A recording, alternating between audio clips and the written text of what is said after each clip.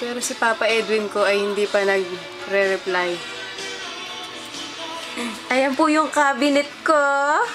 Yung nasa unahan. Pangalawa yung kay Daisy. Pangatlo yung kay Bilat. Ayan ang aming higaan. Tingnan nyo po.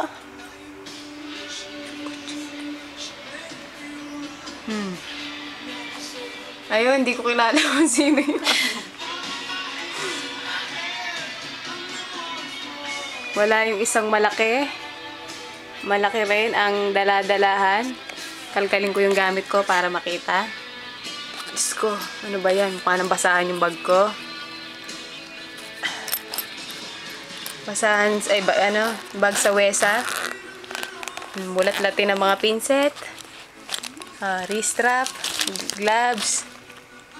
Yan, pinapalitan ko na yung kabang ko, yung bag ko. Ayun yung maganda kong cellphone. Na 1,000 lang sa pera natin. Boyo. Zoom. Lobat na rin.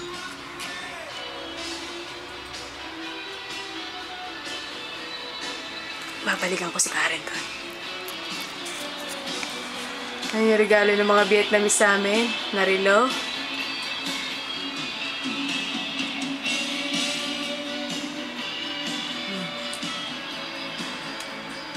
Picture.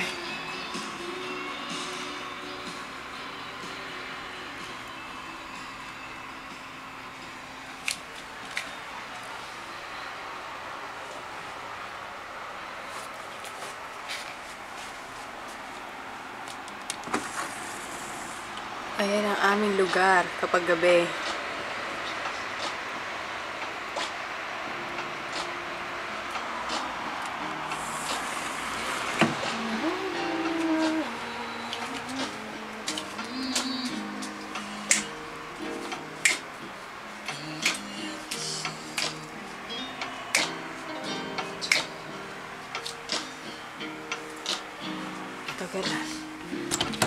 Tagal malobat ah.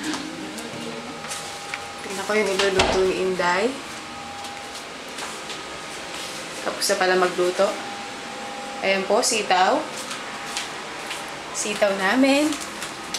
At babalikan ko uli si Karen. Si Karen na mapera. Hello!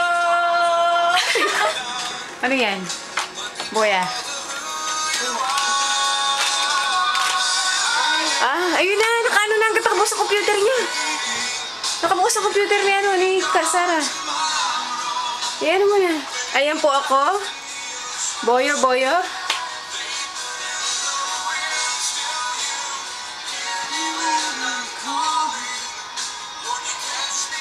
Ayan po yung regalo din ng mga Vietnamese na relo sa kanila. Tig-isa po kami.